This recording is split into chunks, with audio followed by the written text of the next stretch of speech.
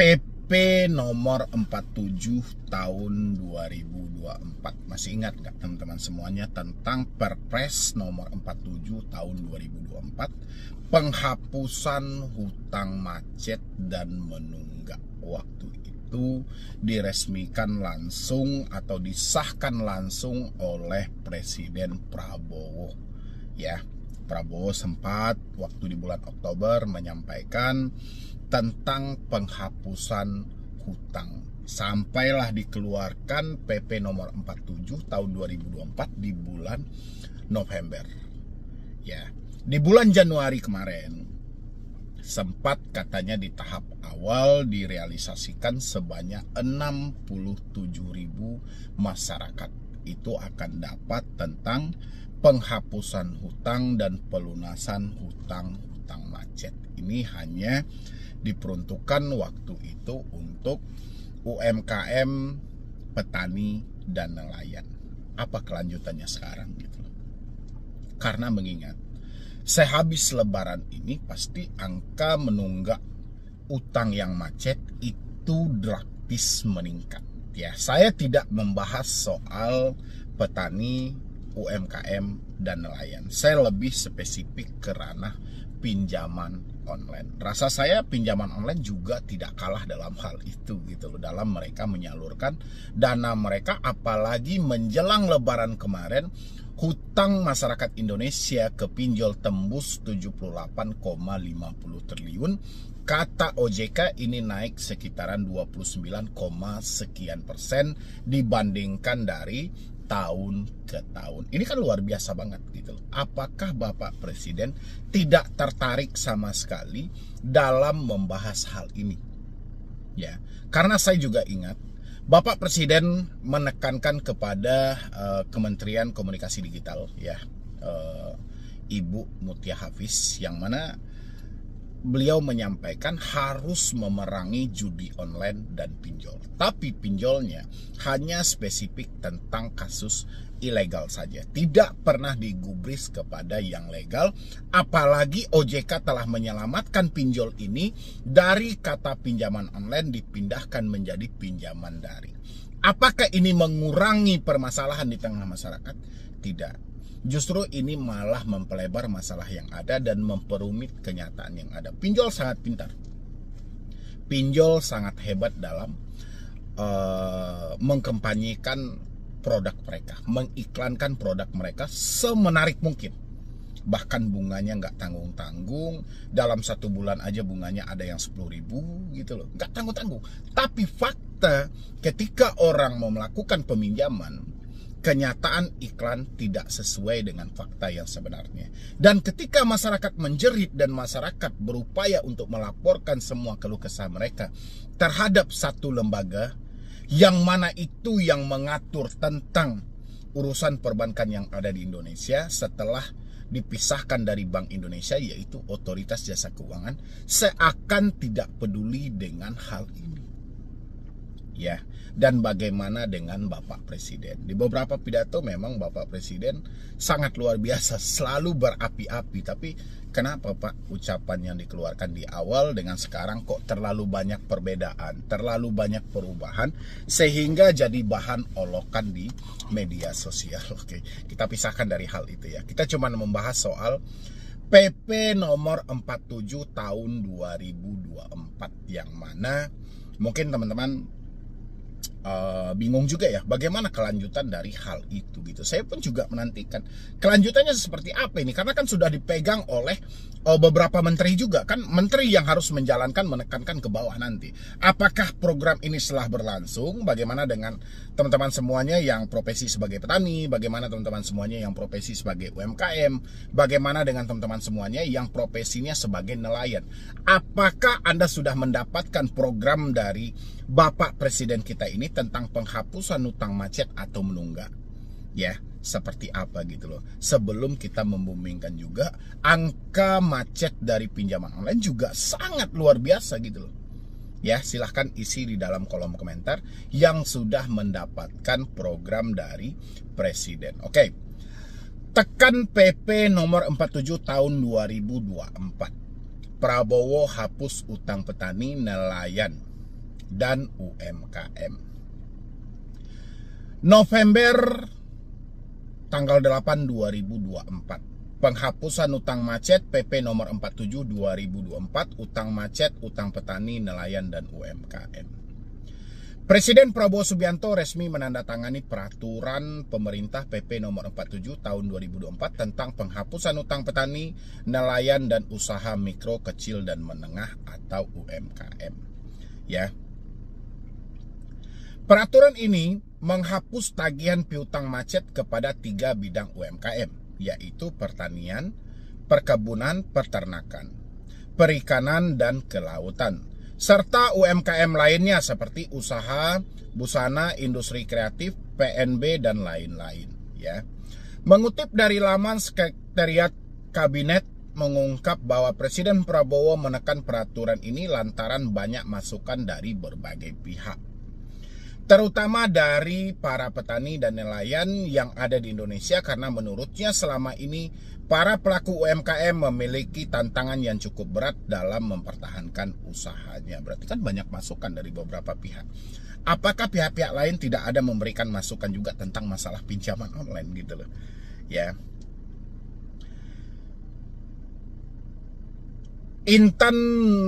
Intan Rohana Nurmalasari SPMP, dosen dari program studi Agroteknologi Universitas Muhammadiyah Sidoarjo, mengapresiasikan kebijakan tentang penghapusan utang petani, nelayan, dan UMKM tersebut. Langkah tersebut dinilai cepat dan tepat. Iya, bagus, langkahnya sangat bagus. Tapi kelanjutannya seperti apa sekarang gitu loh. Alhamdulillah Pak Prabowo menekan penghapusan utang petani nelayan itu di situasi yang tepat, ujar dosen yang akrab disapa Intan ini. Dengan penghapusan hutang bagi para pelaku UMKM, petani, dan nelayan, katanya berarti secara terang-terangan telah membantu memikirkan kaum petani dan nasib wong cilik. Oke. Intan mengungkap, saya rasa dari PP tersebut nantinya tak sedikit petani nelayan yang tersandra karena terlilit hutang yang belum lunas akan sangat terbantu. Ia berpendapat seperti itu karena pengalaman selama melakukan pengabdian masyarakat di tahun lalu.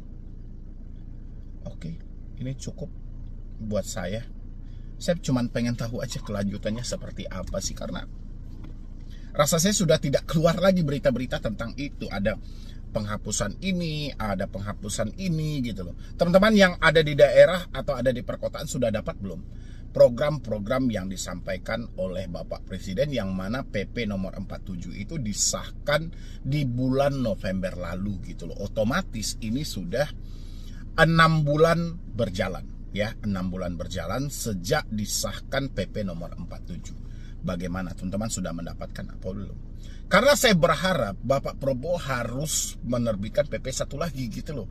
Ya, untuk penambahan dalam hal itu, atau ditambahkan di dalam PP nomor 47 tahun 2024 tentang penghapusan hutang macet dan menunggak khusus di ranah pinjaman online atau fintech ini. Ini sangat luar biasa.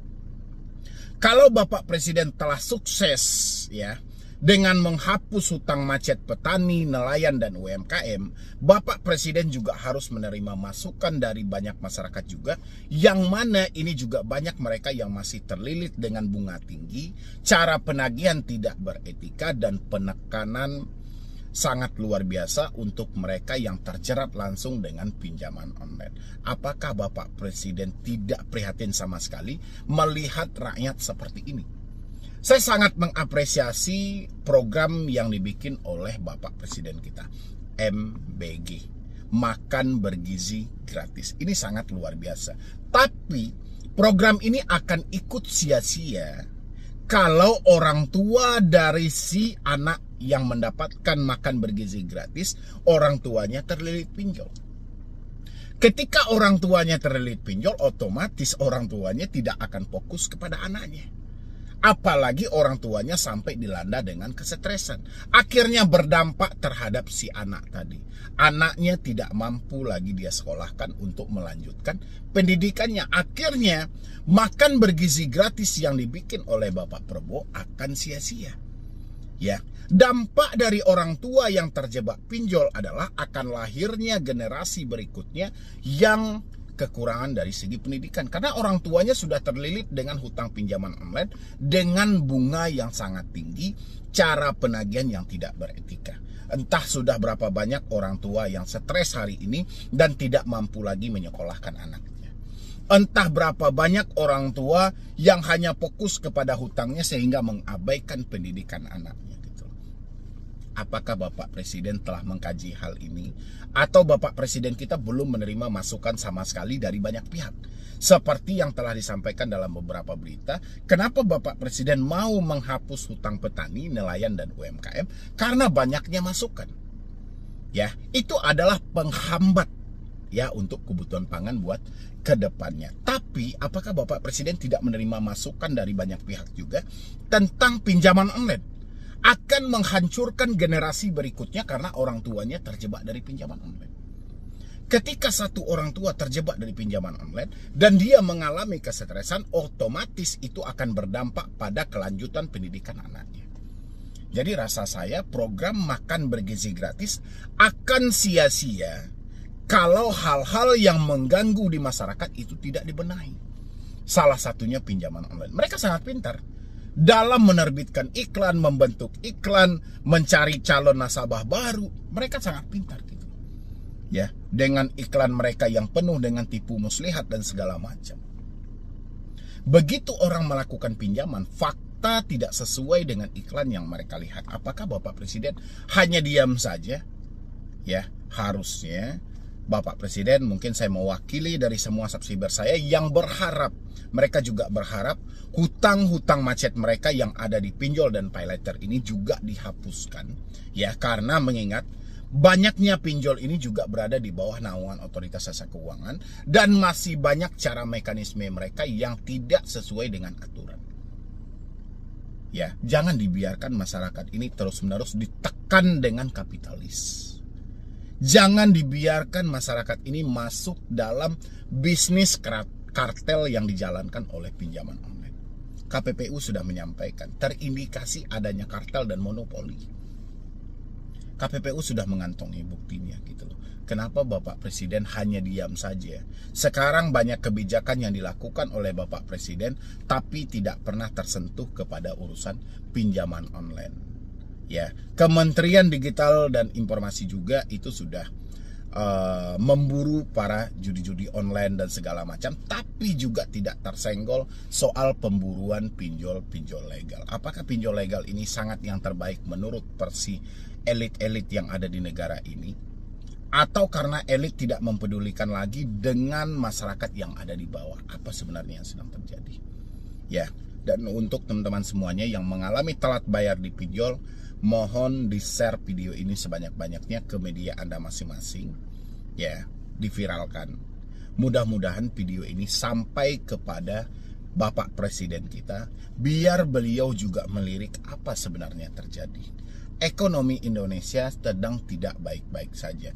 Tapi, ya, secara putaran nasional, ada yang menghancurkan ekonomi kelas bawah, yaitu pinjaman online, yang mendorong cenderung masyarakat berperilaku konsumtif.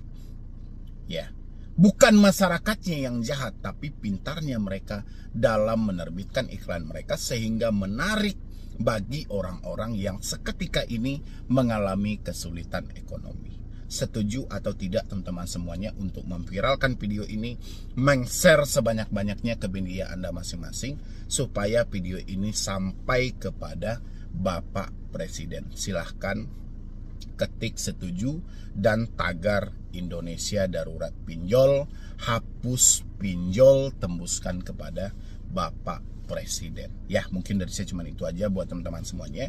Kita berharap ada memang keajaiban buat kedepannya, mengingat angka yang terjebak di pinjaman online ini sudah sangat luar biasa, dan angka pinjaman yang macet juga sangat luar biasa gitu loh, karena ketidakmampuan orang-orang tadi gitu loh. Bunganya besar, biaya layanan besar, penagihan tidak beretika, tenor sangat singkat. Ya, usaha mana yang mampu melawan pinjol? Nggak ada.